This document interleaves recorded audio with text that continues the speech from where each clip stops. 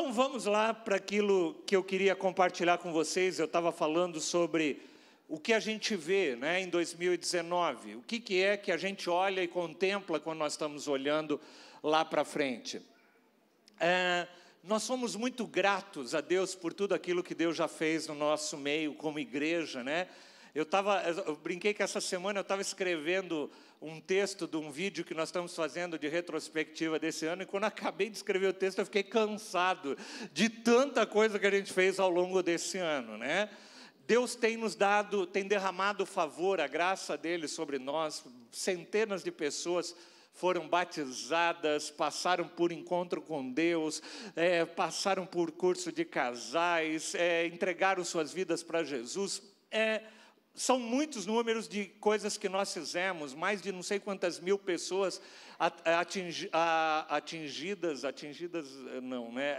alcançadas, né, pelo Aprendendo a Dizer Não, os projetos do Instituto, muita coisa Deus fez, né? O nosso canal do Edificando Adoradores alcançou mais de 2,5 milhões de visualização só na música Ousado Amor, gente. Sabe o que é 2,5 milhões? É mais do que a população da maioria dos países que você tem no mundo, né? Nós temos só na música Ousado Amor de visualizações. Então, muitas coisas Deus tem feito esse ano, mas Deus tem muito mais. Vira para quem está do teu lado e fala, tem muito mais, tá? E eu quero, quando a gente olha para 2019, o que a gente vê como igreja, né? E tem muito a ver essa nova logomarca, esse ícone, esse logotipo que a gente fez da igreja. Ele, como eu disse, ele não é simplesmente não, isso é um negócio só para a gente comunicar, de comunicação visual. Não, é algo profético, como a pastora Sônia disse mesmo, né?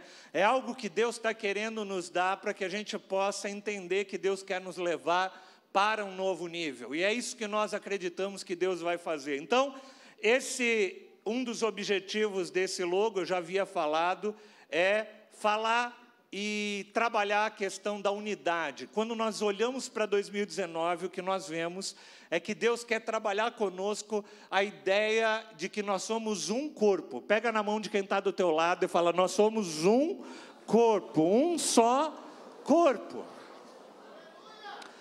Nós não somos, aqui, amados, nós temos uma divisão até por uma questão de linguagem, né? Nós temos adolescentes, crianças, jovens no locomotiva, sêniores, mas nós somos um só corpo, e a gente precisa entender isso, né? Eu falava hoje pela manhã que tem gente que, uma vez uma pessoa chegou para mim e falou, pastor, eu acho que todo mundo na igreja deveria se envolver com ação social, de a gente ir lá na Cracolândia para pegar as pessoas que estão lá na rua, para dar banho nelas, para dar roupa para elas. E eu falei, amado, glória a Deus pela tua visão. Só que não são todas as pessoas que têm esse chamado. Nós cremos que há pessoas aqui, Deus tem levantado pessoas aqui na igreja que têm esse chamado e que vai ser usado por isso, né? Essa semana eu soube até do Luciano aí. Cadê o Luciano? Está aí? Boizão? Cadê o Boizão? Está por aí. Fiquei sabendo lá da empresa do Boizão, que ele ajuda a restabelecer, recuperação das crianças que saem da Fundação Casa, né? Até a Globo foi lá entrevistar ele e tal. E tem várias pessoas aqui que estão fazendo muita coisa para o reino de Deus. Só que o que eu falei para esse rapaz foi o seguinte, eu falei assim, gente, a igreja não é somente para trabalhar e ir na Cracolândia socorrer pessoas lá. A igreja tem pessoas que saem no meio da noite para socorrer casais que estão prestes a se separarem e que, se eles se separarem, vai causar um trauma tão grande na vida dos filhos que os filhos podem ser um daqueles que vão lá para a Cracolândia depois. Vocês estão me entendendo? A igreja precisa atuar em todas as áreas. E a gente precisa de parar com esse negócio de que o meu ministério é mais importante do que o outro. Esse papo de mimimi, de que, não, meu ministério é mais importante do que o outro. Não! Nós somos um corpo. A igreja, a Bíblia fala que a igreja do Senhor, ela é um só corpo. Olha o que diz lá em 1 Coríntios 12. Eu não vou ter tempo de ler todo o capítulo, mas eu te desafio, quando você chegar em casa, pega o capítulo todo de capítulo 12 de Coríntios, de 1 Coríntios, e dá uma lida lá e vê o que Paulo fala com relação à definição da igreja como esse corpo, aonde cada um de nós, gente, tem um dom, tem um talento, tem uma habilidade, né? Eu louvo a Deus. Essa semana retrasada, uma irmã da igreja veio me procurar e a gente retomou um ministério da igreja que a gente tem um sonho de atuar, que é o de visitação a enfermos, né? E essa irmã assumiu esse trabalho. Inclusive amanhã, 8 da noite, tem uma reunião aqui. Se você quer se integrar nesse ministério de visitação a enfermos, vem aqui, amanhã, 8 da noite, tem uma reunião, tá? Mas essa irmã, Dona Marisa, já saiu, já foi visitar, foi no hospital, tinham pessoas que estavam precisando, ela já agendou, já correu atrás, cada um dentro da sua graça, cada um dentro do seu chamado, e nenhum é melhor do que o outro. Cada um exerce a sua função. O Ricardinho aqui ministrando louvor, outros fazendo visitação para enfermos, outros ajudando o pessoal lá na Fundação Casa, outro ensinando no Sim, outro ensinando, cada um dentro da sua graça, nas células, tudo é o corpo de Cristo. Nós não somos um monte de coisas, nós somos uma igreja. Nós somos uma igreja que flui através de vários dons, de várias áreas, de vários ministérios. Olha o que o apóstolo Paulo diz em 1 Coríntios capítulo 12, versículo 12. Ora, assim como o corpo é uma unidade, repita comigo, uma unidade. E embora tenha muitos membros, todos os membros sendo muitos, formam um só corpo. Quantos membros você tem? Você tem vários, você tem mão, perna, tudo, são vários membros, mas você só tem um corpo. Eles formam um só corpo, e assim também com respeito a Cristo. Ele está falando da igreja do Senhor, e a gente precisa entender isso, né? Tem gente que às vezes na igreja começa com coisa, né? Fala, não, eu não posso ceder o cara do meu ministério para ajudar no outro ministério. É o corpo de Cristo. É o corpo de Cristo. Que os adolescentes possam ajudar a locomotiva, que a locomotiva possa ajudar o sênior, que cada um possa ajudar as células que estão precisando, que a gente possa servir uns aos outros, porque nós somos um corpo, nós somos uma igreja. Como eu disse, nós não somos 3 igrejas aqui, Osasco, Pedra Branca, nós somos uma igreja que funciona em 3 locais. E em nome de Jesus, o ano que vem vai ter muito mais edificando em vários outros locais de São Paulo, em nome de Jesus. Quando eu olho para 2019, eu vejo isso. Vejo uma igreja que se move em unidade, que se move operando os seus dons, os seus talentos, que carrega junto consigo a marca de que o nosso principal chamado é amar Deus e amar pessoas. Esse é o nosso principal chamado. Por isso que Deus nos deu esse slogan que vai seguir a gente pelos próximos anos. A razão de nós existirmos como igreja é só uma. Nós só existimos por Ele, Jesus Cristo, e por pessoas, por você e por todas aquelas que haverão de vir. É para isso que a gente existe. Se não for por isso, gente, a igreja não é um local para você vir buscar a tua bênção. A bênção, ela vai te acompanhar à medida que você cumprir o propósito, que você viver o propósito de Deus. E o propósito de Deus para a minha vida e para a tua vida é que você adore a Ele em primeiro lugar, ame a Ele e ame ao próximo como a você mesmo. Então, quando nós criamos esse logo, uma das ideias era a gente mostrar para a igreja, e a igreja pudesse entender esse senso de unidade, de pertencimento. Toda vez que você vê aqueles tijolinhos, seja no ministério de criança, seja no ministério de adolescente, seja no locomotiva tal, você vai lembrar, você fala, eu faço parte de um corpo, de uma igreja, que tem uma missão: viver por Ele e por pessoas. Você vai ter claro isso na tua vida. Mas tem mais um fator que nós pensamos quando Deus nos dirigiu para a gente trocar a logomarca. Era que a gente, como igreja, precisa aprender a conversar com as gerações. Conversar com a geração presente e conversar com a geração futura. A gente precisa, como igreja, aprender a conversar com as gerações. E para a gente conversar com as gerações, nós precisamos de 3 coisas muito importantes. A primeira, nós precisamos discernir as estações em que nós estamos vivendo. Discernir as estações, o momento de vida que nós vivemos. E aqui eu quero expandir isso. Eu não estou falando só o tempo que nós estamos vivendo como igreja, mas eu quero que você pense em qual é o momento que você está vivendo da tua vida. Qual é o momento, qual é a estação da tua vida, porque a gente precisa aprender a discernir as estações. Olha o que Jesus fala em Lucas capítulo 12, e eu vou ler a tradução da Bíblia Mensagem, a partir do versículo 54, ele diz assim: dirigindo-se à multidão, Jesus disse: quando as nuvens surgem do oeste, vocês logo pensam, com razão, vem uma tempestade aí. E quando o tempo vem do sul, vocês dizem acertadamente, vai fazer calor. Portanto, não tentem me enganar, vocês sabem quando o tempo vai mudar. Por isso, não venham me dizer que vocês não perceberam a mudança no tempo de Deus, a nova estação que Ele está inaugurando.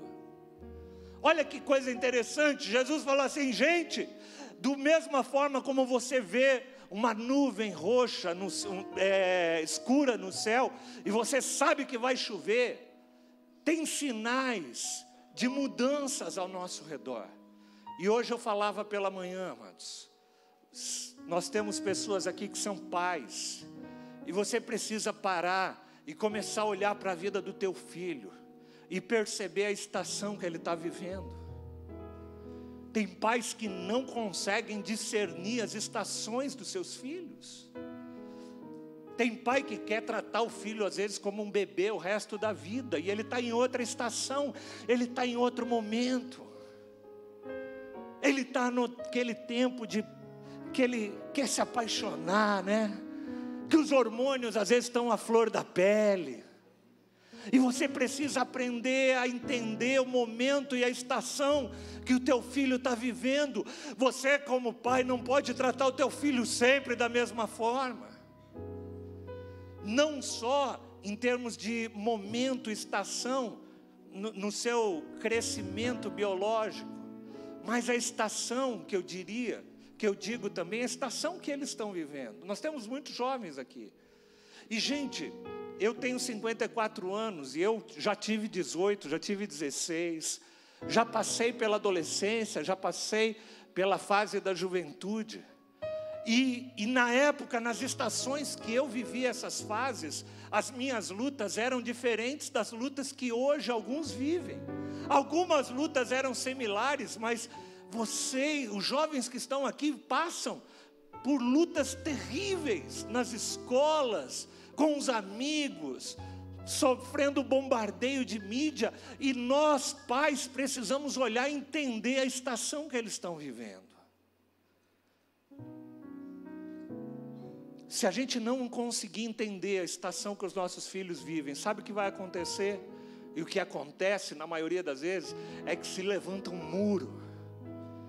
Você quer muitas vezes que os teus filhos reajam da mesma forma como você reagiu quando você tinha 16 anos. Só que os tempos são outros.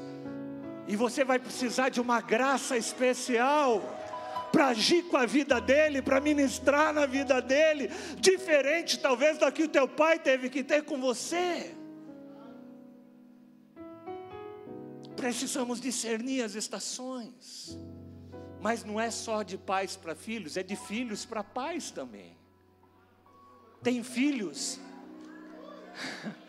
Tem filhos que não entendem a estação que os pais estão vivendo.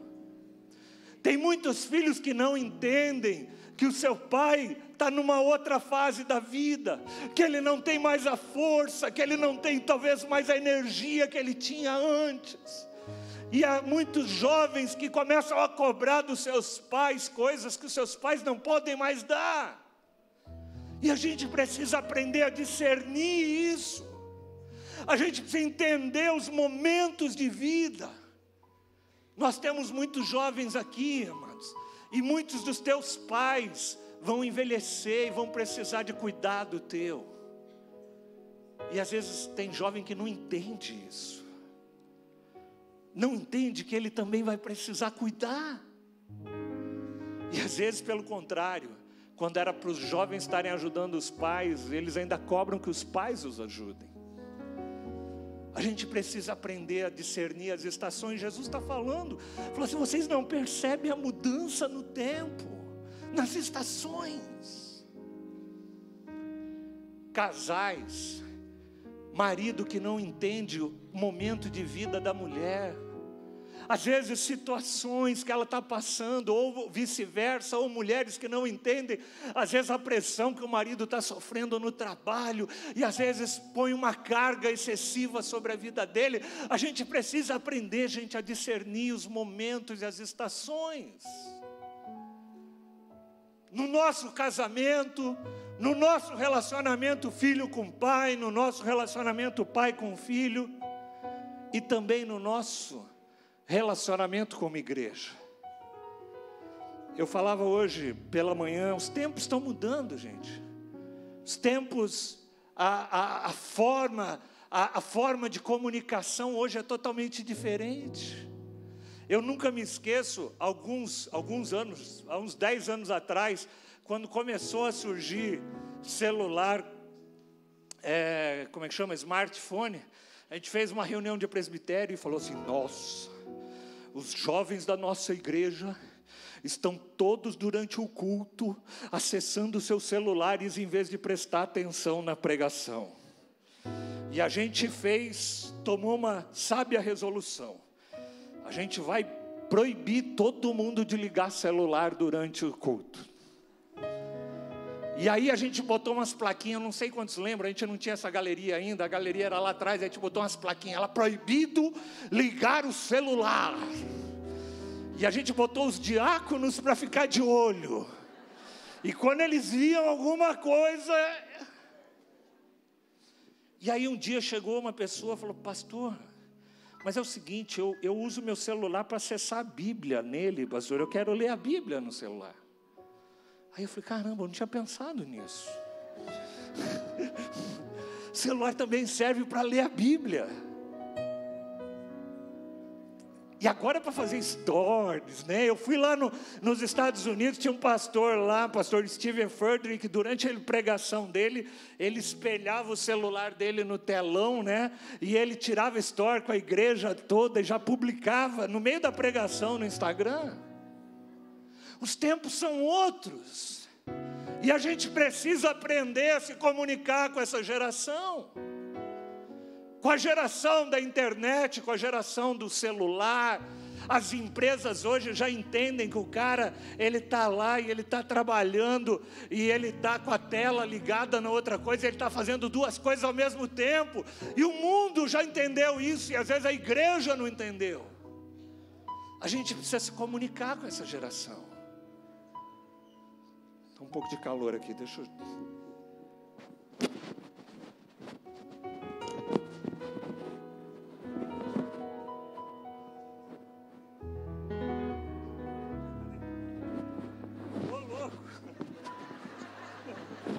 Sumiu aqui, meu.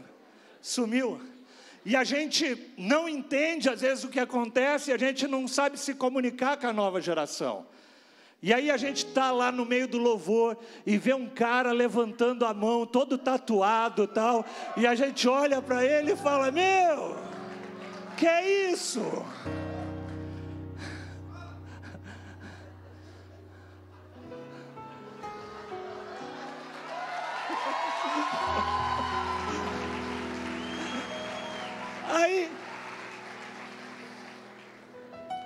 Eu tenho certeza que tem umas pessoas agora que devem já ter desligado. Falei, esse pastor está louco. Não. A minha filha, eu mandei a foto para ela hoje de manhã, para ela que está lá nos Estados Unidos. A Júlia falou, pai, que é isso? Falei, uma tatuagem, filha, para a gente se comunicar com a nova geração.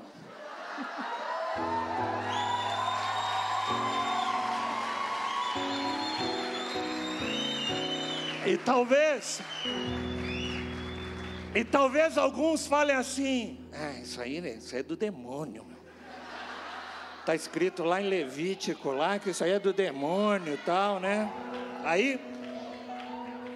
Aí, tem gente que desliga. E aí ela para até de ouvir o que a gente tem para dizer. Será que uma tatuagem vai desqualificar o que eu tenho para falar daqui em diante? Né?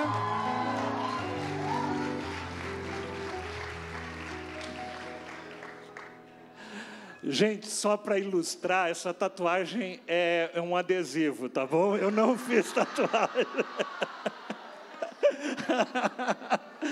Essa tatuagem é um adesivo.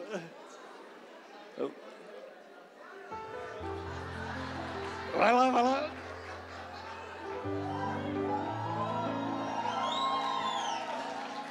Pessoal que veio no culto da manhã já postou nos grupos.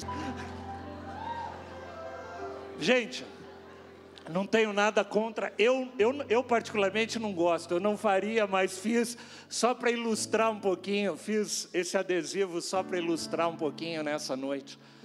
Mas eu não acho que a pessoa perde sua credibilidade ou ganha credibilidade por fazer ou por não ter uma tatuagem. E teve um jovem hoje de manhã que eu achei muito legal. Ele falou, olha pastor, sabe por que eu não faço? Porque meus pais não gostam. E em honra a eles e respeito a eles, eu não vou fazer. Eu falei, legal, é isso aí. É isso aí.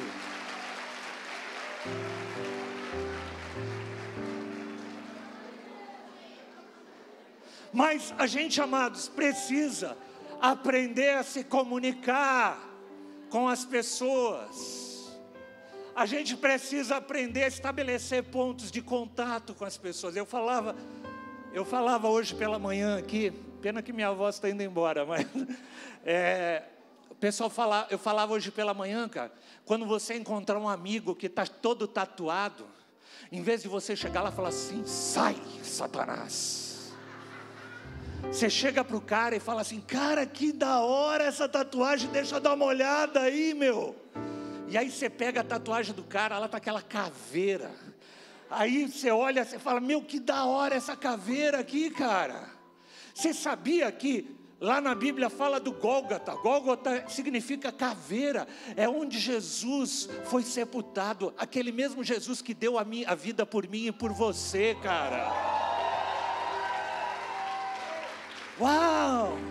Aí o cara fala, sério, meu, sério, cara. Esse negócio é profético, essa caveira que você fez aí, cara. Jesus está falando que você precisa morrer e ressuscitar de novo para uma nova vida. Uau! E aí chega de a gente viver, amados, debaixo de legalismo. A gente precisa levar o Evangelho, acolher as pessoas, mesmo aquelas que são diferentes. E o maior exemplo disso é Jesus Cristo. Jesus Cristo é aquele que se sentava com uma mulher samaritana, coisa que nenhum judeu fazia, se sentar com uma mulher, quanto mais com uma samaritana, que eles tinham aversão. E ele senta com ela e começa a conversar com ela. Fala, o que você está fazendo aqui? Eu vim aqui buscar água. Puxa vida, que legal. Dá para você pegar água para mim aqui e tal? Não. Aí ele fala, olha, eu tenho uma água para te dar, que se você experimentar, você nunca mais vai ter sede de novo. Aí ela, mas como? Jesus rompe barreiras de preconceito, barreiras de de rejeição. Jesus rompe e quebra todas essas barreiras. Jesus se sentava com pecadores, Jesus se sentava com escarnecedores, Jesus se sentava com fariseus, Ele se sentava com todas as pessoas, porque Ele queria levar o amor para a vida dessas pessoas, para transformar a vida delas. Mas antes da transformação precisa haver o acolhimento. Outro dia, semana passada, duas jovens me perguntaram aqui: pastor, qual é a nossa visão com relação ao se chega um homossexual aqui? Eu falei: cara, a nossa reação vai ser de acolher essa pessoa como qualquer outro. Que diferença tem um homossexual de um cara que está se entupindo de pornografia? Qual é a diferença? São pecadores que precisam de arrependimento, de acolhimento, de amor, de ser ministrada a palavra de Deus sobre a vida deles. A igreja precisa se comunicar com essa nova geração. E aí você vê, fala: pastor, agora faz tatuagem, veio de tênis vermelho, olha lá. Já pensou se eu chego aqui? Não, imagina pastor Marcos no culto do Locomotiva de terno, né? E ele chega: caros jovens, nós vamos começar a nossa reunião do Locomotiva nessa noite. E nós queremos trazer a santa presença gloriosa de Deus sobre a tua vida hoje. Gente, não tenho nada contra, mas você acha que os jovens estão querendo ouvir esse tipo de pessoas que falam desse tipo de jeito hoje? E vem de paletó e gravata e não sei o quê? Eu falava hoje pela manhã, gente. Você sabe como que Jesus era? Jesus era igual às pessoas da época. Jesus, a gente vê em filme de Hollywood, né? Jesus era aquele cara alto, loiro, né? Assim, de estatura maior do que a dos outros, né? Aquela roupona branca, bonita, né? Ele andava assim. Os filmes de Hollywood que a gente vê assim. Mas a Bíblia nos fala algo diferente de Jesus. A Bíblia fala que Jesus, ele não tinha, em primeiro lugar, ele não tinha nem beleza e nem formosura. Eu assisti um tempo atrás um especial do Discovery, que eles fizeram uma análise de como é que deveria ser o perfil de Jesus, baseado nas pessoas que viveram naquela época, por fósseis que eles encontraram daquela época. Jesus devia ser baixinho, cabeça meio chatinha, pele meia morena. Esse era Jesus. E Jesus era parecido com todo mundo fisicamente. Jesus não se distinguia das pessoas pelo seu aspecto físico. Jesus se distinguia das pessoas pela presença do Espírito Santo na vida dele. E é isso que tem que distinguir a nossa vida. Tanto que é interessante, porque quando Judas vai trai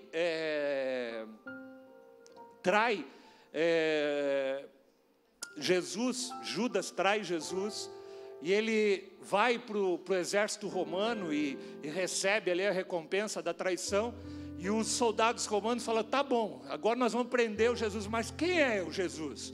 Porque eles foram num local lá e estava cheio de gente, ali estavam os discípulos, tudo. Quem é esse tal de Jesus? Porque Jesus era uma pessoa comum.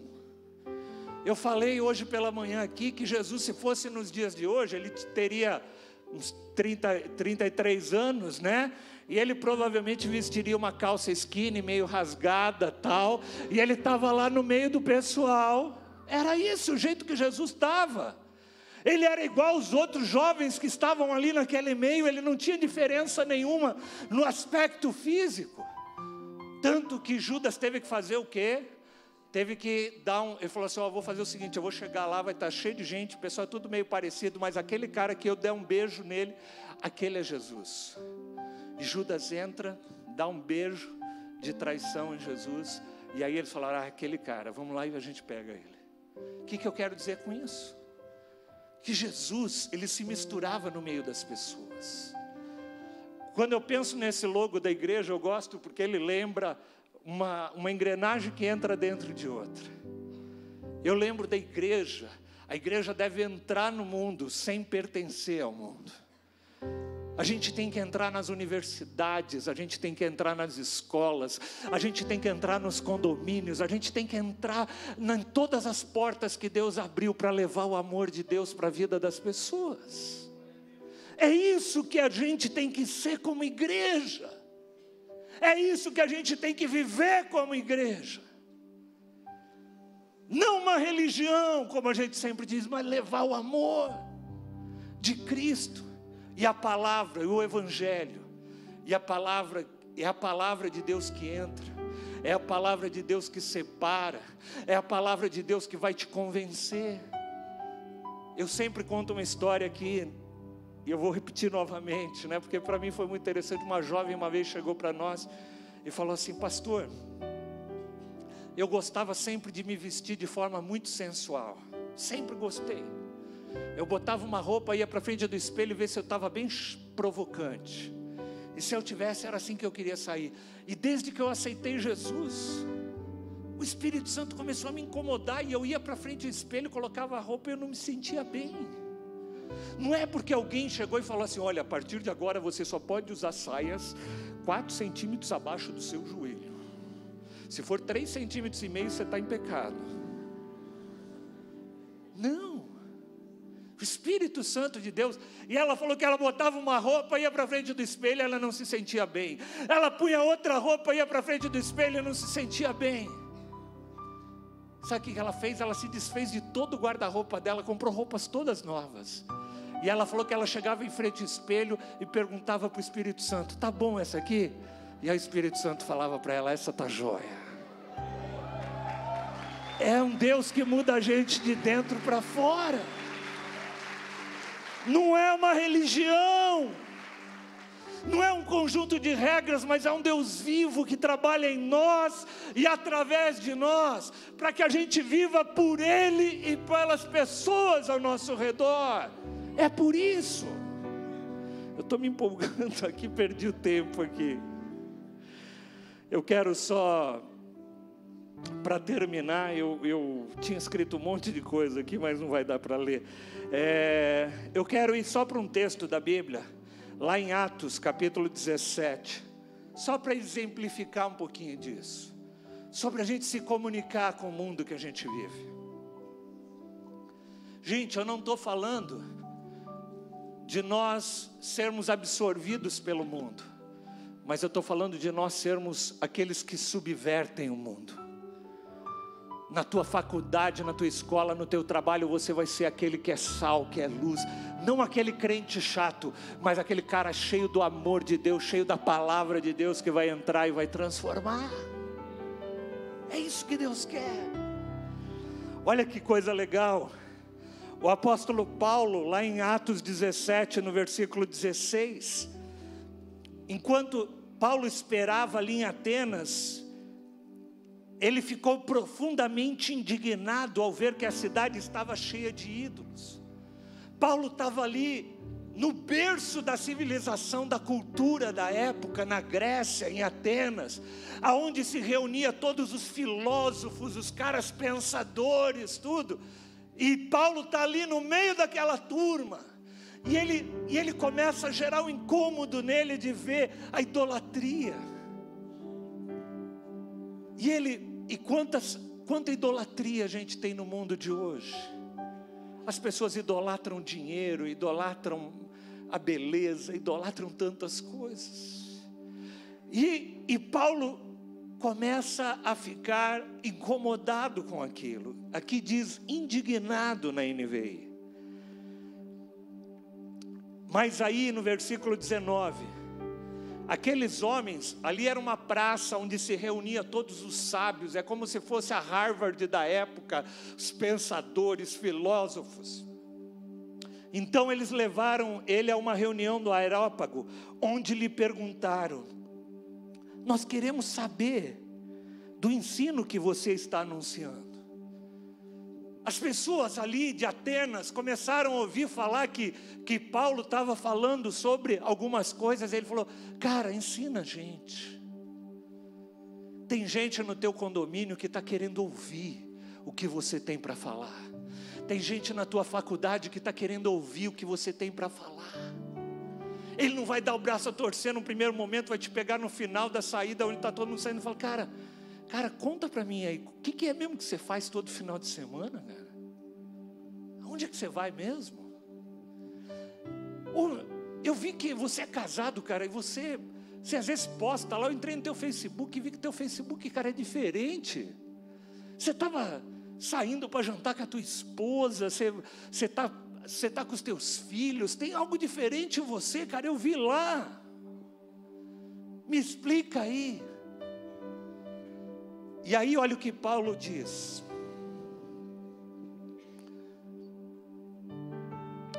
Paulo não chega arrebentando o pau da barraca, quebrando, chutando o pau da barraca, falando, seus endemoniados, seus idólatras, né? Paulo não chega falando isso. Olha como Paulo se dirige a eles, com todo respeito. No versículo 22.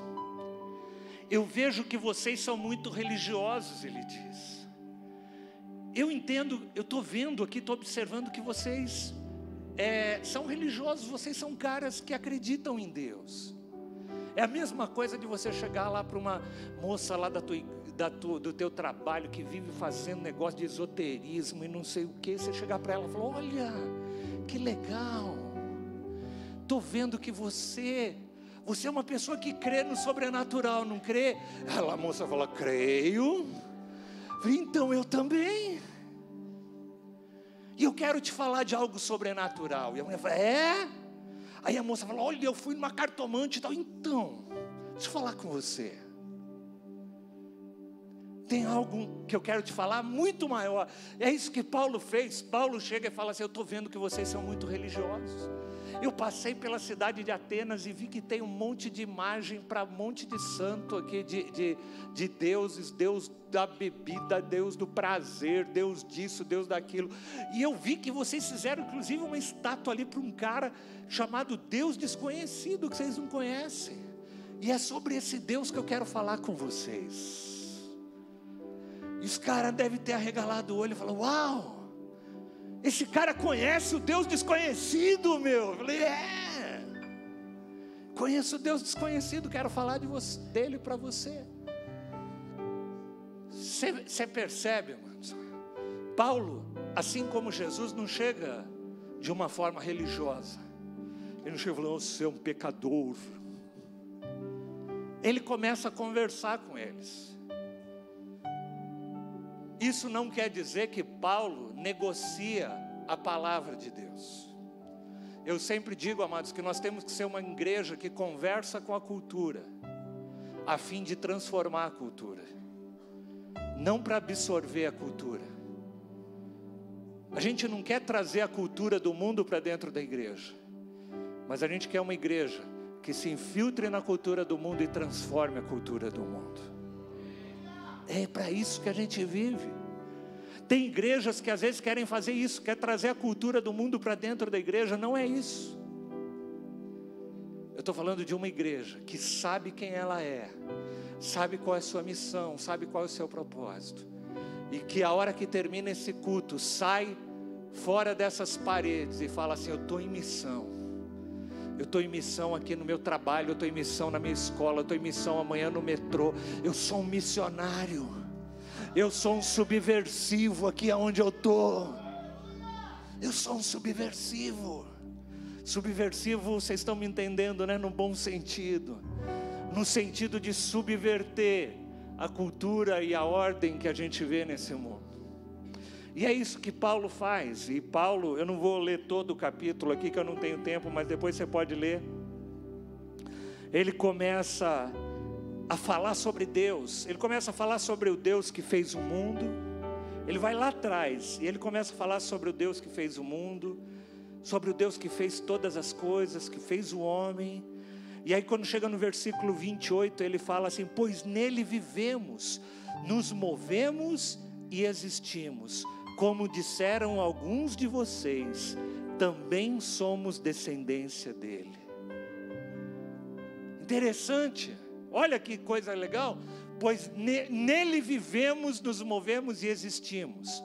como disseram alguns dos poetas de vocês. Haviam alguns poetas que escreviam naquela época, que falavam sobre isso. E ele pega um gancho com aquilo que estavam falando. Eu falava hoje pela manhã, se você for trazer isso para o contexto atual, é como se você chegasse para um amigo teu que está ouvindo lá Renato Russo. E você falou, cara, você está ouvindo Renato Russo? Cara, pô, cara, da hora, que legal. Eu falei, você já ouviu uma música que ele canta que fala assim, ainda que eu fale a língua dos anjos, tal, e que não sei o que lá? Ele falou, pô, cara, já ouvi essa música. Então, cara, essa música está na Bíblia, ele pegou da Bíblia. Você sabia o Renato Russo pegou da Bíblia isso? Ah, você está brincando de brincadeira comigo. Cara, 1 Coríntios 13, abre aqui para você ver. E aí você pega um gancho com aquilo que está no mundo e apresenta o Evangelho, e apresenta o Jesus que vem, que transforma, que cura, que liberta, que traz salvação, que traz restauração. É isso.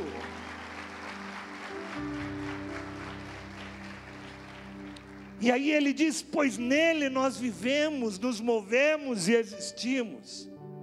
Tudo é por ele e tudo é para ele. E aí ele começa a falar de Jesus Cristo. Ele começa a falar sobre arrependimento no versículo 30. Paulo não está passando a mão no pecado dos outros. Quando eu falo da gente acolher com amor, não significa que a gente não vai ter um momento onde a gente vai ter que, através da palavra, com graça, com amor, né? E a palavra de Deus mesmo que vai fazer isso, vai confrontar. Olha o que ele diz, agora ordena a todos, versículo 30, em todo lugar que se arrependam. Precisa haver arrependimento, precisa haver mudança. E aí quando ele termina, ele começa a falar que Jesus veio, morreu e ressuscitou dos mortos. E aí os caras falam, não, cara, isso ele está pegando muito. Está falando de arrependimento, até agora o papo estava legal. Você está falando de Renato Russo aí, de música, estava legal. Agora você vem falar desse negócio aí de arrependimento, de Jesus. Aí eu não estou fora dessa. Talvez alguns vão sair fora. Mas olha o que diz o texto. Diz assim, alguns, versículo 34. Não, versículo 32. Quando ouviram sobre a ressurreição dos mortos, alguns deles zombaram. Tem gente que vai zombar de você. E outros disseram, esse respeito aí nós vamos ouvir outra vez, tá, cara? Depois a gente fala sobre esse negócio. No versículo 34 diz, porém alguns homens juntaram-se a ele e creram. Entre eles estava Dionísio, um membro do Areópago, cara que fazia parte da elite cultural da época. Ouviu sobre o Evangelho de Jesus Cristo. Ouviu sobre um Deus que veio, que assumiu a forma de homem, que morreu em nosso lugar, para que nós pudéssemos ser novamente restaurados à comunhão com o Pai. E creram e entregaram suas vidas para Jesus. O que a gente quer como igreja, o que a gente vê como igreja é uma igreja assim. Uma igreja que olha para 2019 e fala, pastor, eu quero ser esse cara. Eu quero ser esse cara subversivo, eu quero ser esse cara que toca as pessoas, que fala do amor de Deus, que fala do Evangelho da cruz para as pessoas. Eu quero resgatar minha família, eu quero resgatar os meus parentes, eu quero resgatar os meus vizinhos, eu quero resgatar todos. Eu quero abrir uma célula na minha casa, quero abrir uma célula lá na faculdade, quero abrir uma célula lá na minha escola. Eu quero levar Jesus para as pessoas. Eu quero te convidar para você ficar em pé, se você faz parte desse grupo que quer isso na sua vida. Pai, nós te damos graças por esses elementos. Nós te damos graças pelo pão, nós te damos graças pelo cálice. E nós queremos, Senhor, nesta noite, te agradecer pelo privilégio de nós podermos nos assentar e fazer parte desse banquete contigo, Senhor. Pai, nós queremos, Senhor, ser gratos a Ti pela Tua infinita obra de amor por nós. E nós queremos, Senhor, nos render ao Teu amor e pedir para que a nossa vida possa ser aquela que viva simplesmente para te adorar e para tocar e para amar as pessoas que estão ao nosso redor.